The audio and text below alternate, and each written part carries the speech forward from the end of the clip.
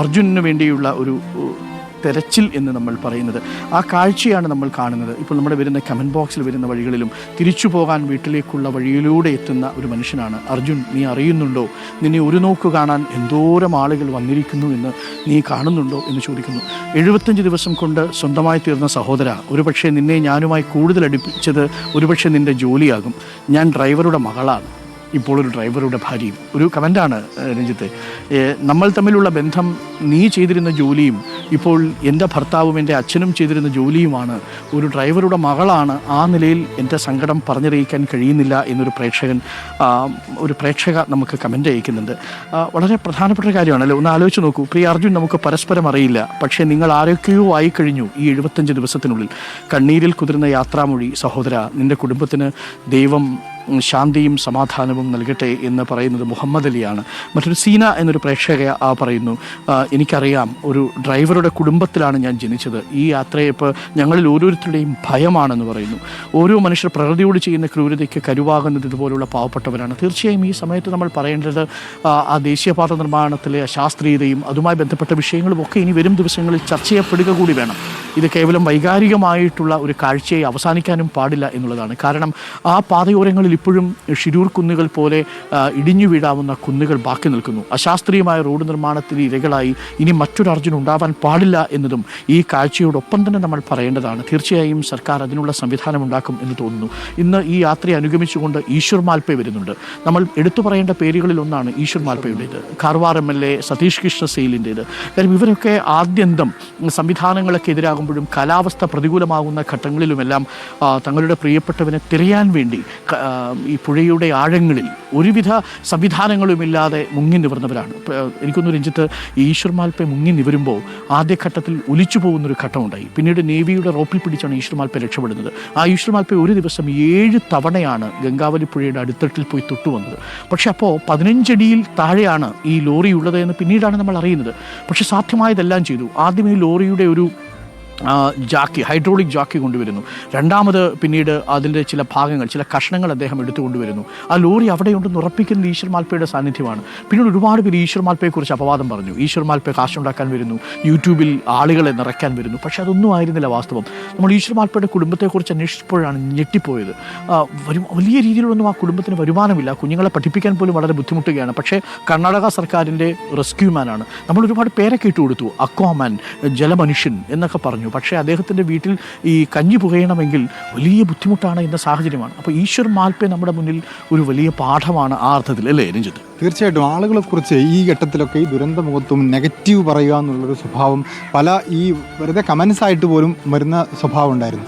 ഇതിൽ ഈ ഈശ്വർ മാൽപ്പയെക്കുറിച്ചും മനാഫിനെ കുറിച്ചും ഒക്കെ വന്നുകൊണ്ടിരുന്ന പല കമൻസും. ആ ആംബുലൻസിൽ ഈശ്വർ മാൽപ്പെ ഇപ്പോൾ അർജുൻ്റെ ഭൗതിക ശരീരത്തിനോടൊപ്പമുണ്ട്. ആ കാഴ്ചയാണ് പ്രേക്ഷകർ കാണുന്നത്.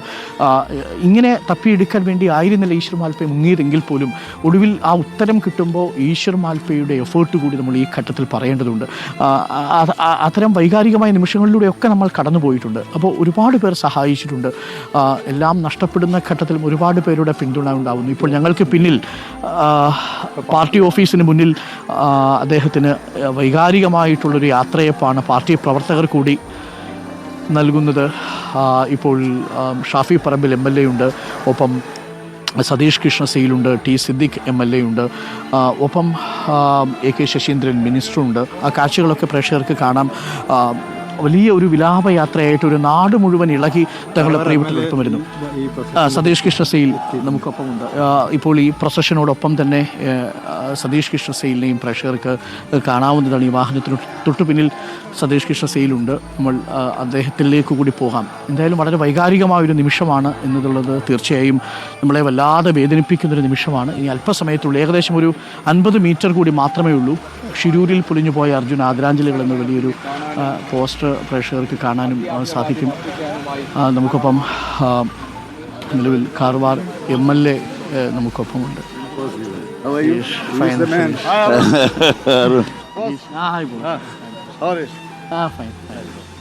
I think you are new to this place, right? Kannadikal village. I'm very happy to say that we got finally, after about the bringing the treasure, no, we have succeeded. And finally we got the vehicle along with the body. Actually, Satish Krishna Sail, the Kerala people are saying that you are 141st MLA of Kerala. And at least the Kannadikal village recognize you and your efforts and your government efforts at last bringing Ranger and bringing an answer to the family. See, his sister also she was there and she told us. Earlier there was some confusion and all these things. While Singh is believing you how you say, no?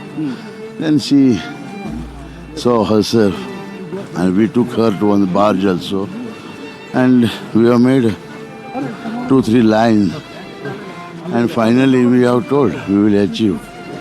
Then she was very satisfied. She told your people have done the job and we have also told that it is our duty, not a job.